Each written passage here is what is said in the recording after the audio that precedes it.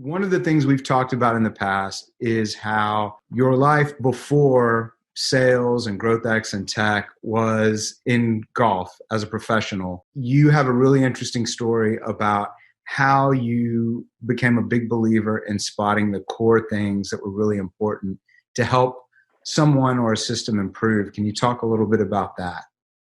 There was a time in my life, I played college golf, and then there was a time where I wanted to play, and then there was a time where I found out that I was just as interested in teaching others how to play as I was in playing myself. And so I said, all right, if I want to be the best, I want to learn from the best. And who's the best?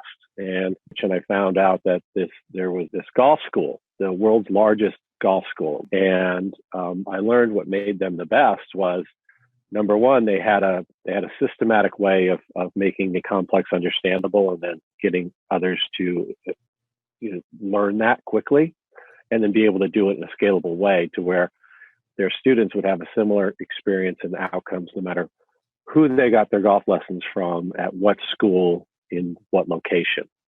And they had this system that was developed called Golf Simplified that was based on physics. And it was the first time I'd ever seen anything like that. They really tried to bring the science to an art, or what people to that point had always considered just assumed to be an art. Because I've always felt like people just call things art because they don't understand it. And that's okay. It's not a knock on art. I just think that art is science that's yet to be fully understood. So when I recognized and understood that, look, the golf ball can only do 9 things.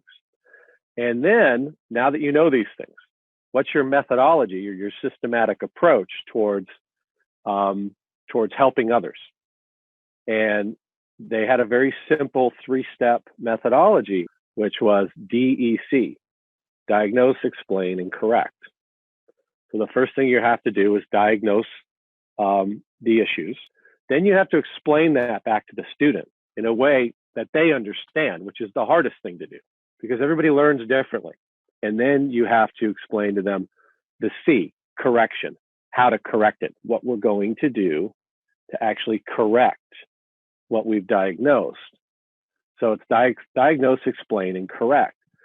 But once you understand the system, 9 ball flight laws, 5 impact factors, how someone learns, how you use that to diagnose, explain, and correct, and then you repeat that over and over and over again, you find out that it doesn't matter who the golfer is or what their skill level is or what their experience is or what their body type is or what equipment they're using or what they want to get out of it, et cetera, beyond what your job is.